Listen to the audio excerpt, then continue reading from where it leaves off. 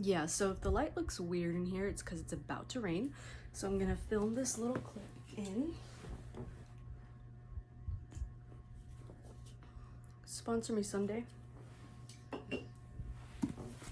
And I'm here to talk about a few updates, what I've been doing in recent times when I haven't been filming. Currently waiting for The Summer I Turned Pretty. I think we can all agree that the incessant drama between teenagers that should be focusing on their homework is very intriguing, very enticing. Gives me something to do, gives me something to pass the time. A few weeks ago, I finished Graceland. I'll put my TikTok right here if you want to see the TikTok I filmed of me finishing it. And I think we can also all agree that everyone is entitled to an opinion on the books they read. You take the time to read through it, you invest in these characters, and then when something does not go your way, or you are surprised by something that you were not expecting, I feel like we're all entitled to that opinion, and that's great. That's why reading is so much fun. Everybody has different perspectives, and I respect the work that authors put into these pieces of work because it takes a significant time out of your life. It takes significant time out of your life to draft, edit, revise, draft again, do all that, and I greatly respect. But as a reader, I'm also entitled to an opinion of, do I like this book or not? This book was one of those things where I just didn't really enjoy it. No hate to Nancy Crochet. I'm sure she's a lovely lady. But yeah, this book just didn't hit for me. I picked it up at the bookstore, at my local bookstore, and I was enticed by it because the title is Graceland. Okay, this has to be about Elvis, right? This book, it follows 3 female characters: Olivia, who's the matriarch of the family; Hope, who is her daughter; Dylan, who is Hope's daughter. It's 3 generations of women, and they are all very unlikable. And I say that even knowing that humanity as a whole, we are all flawed in some way. And I say that, but these characters are especially flawed, where they constantly have the choice to act better and do better, and they just don't. Granted, they all are going through different things in their lives. Olivia has this secret that she wants to have happen by the end of the book that affects Hope and Dylan. Hope has gone through a tremendous amount of emotional distress in her life, keeping a secret from everybody that she does not want out. And Dylan is just a rebellious, downright almost annoying character, and I just did not like this book as much. When I reviewed it in my journal, I think I rated it 2.5 stars, because even with the characters being as unlikable as they were, the writing was not my favorite kind of writing style. It just was not that good for me. So yeah, it's basically a lot of plot twists, a lot of twists and turns, a lot of truths uncovered in this book. Secrets that have been kept for decades become revealed in this book. And I wish there was a bit more Elvis in this book, considering that this book is called Graceland. Would I recommend this to readers? Probably not. Again, there are most books that I don't regret reading.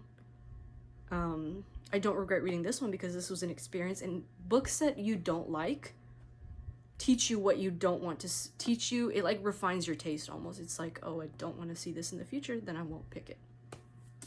But yeah, let me know in the comments if you have read this book and tell me what you think about it, because I know that there were a lot of mixed reviews on Goodreads. So that is Graceland by Nancy Crochet. And currently I am reading The Summer of Broken Rules by K.L. Walther. Grabbed this from Target, as you can see. And I'm 285 pages in. I'm almost done. I want to try and finish this today. This book, it's about teenagers, teenage love, summer on Martha's Vineyard. Very summery, very fresh, very like I'm transported to Martha's Vineyard when I read this. And I would love to visit someday. Thank you for interrupting me. And anyways, this book, they are vacationing there for a whole week. Meredith Fox is the main character, and her sister, her older sister Claire, died 18 months ago. So they go to this vineyard every year, but the past summer they did not go because they were still grieving her sister's death, right? So the following year, this following summer, they end up going, which is this book, and Meredith Fox is dealing with grief, dealing with all these emotions on top of having fun with this boy, Whit, that she just met. I honestly feel like their relationship is moving too fast, but then I think teenagers falling in love, like, it happens this way, right? So she just met this boy, Whit. His full name is Stephen Oscar Witry, cool name, and she falls in love with Whit, and it's a very passionate, very intense love affair that they have, and it's over the span of a week. And I'm on the part where they're about to leave, and they're trying to discern, is this like a summer fling, or is this going to continue past the summer, and could this be a real potential relationship?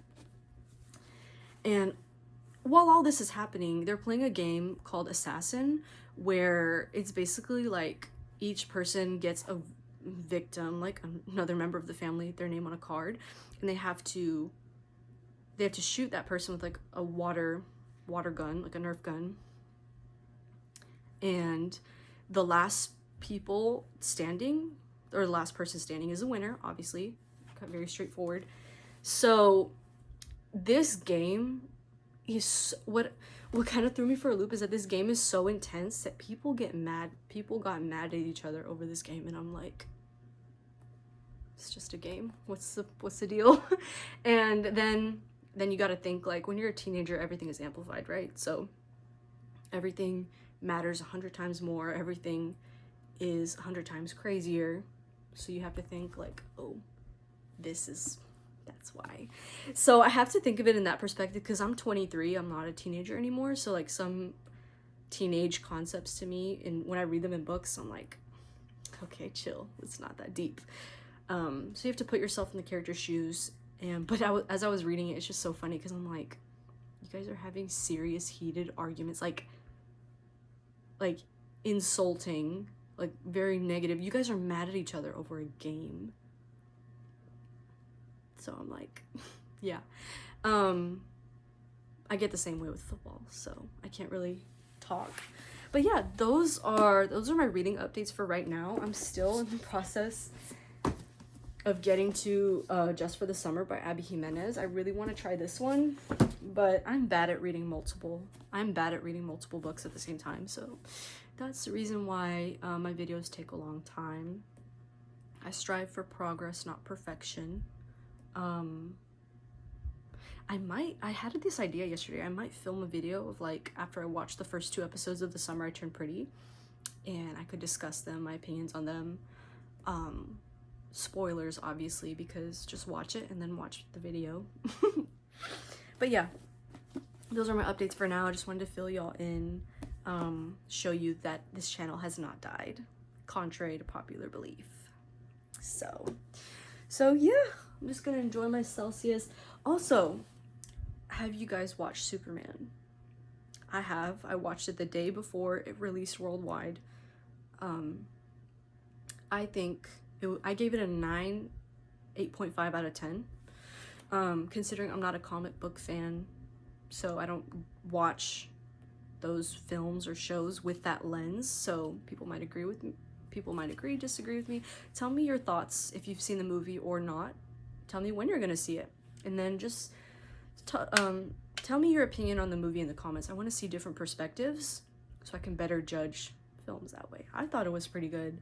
The casting for Superman and Lois, Clark and Lois, I think it was pretty spot on, and just the dynamic between the rest of the cast was really good in my opinion. So yeah, tell me your thoughts on that. Until next time, this is just a cute little update, and I might film a Summer I Turned Pretty watch review, so stay tuned for that. Hopefully it will happen. I will trust myself on that. Okay, Y'all have a good day. I'm gonna enjoy my Celsius, and I'll see you guys later. Stay safe.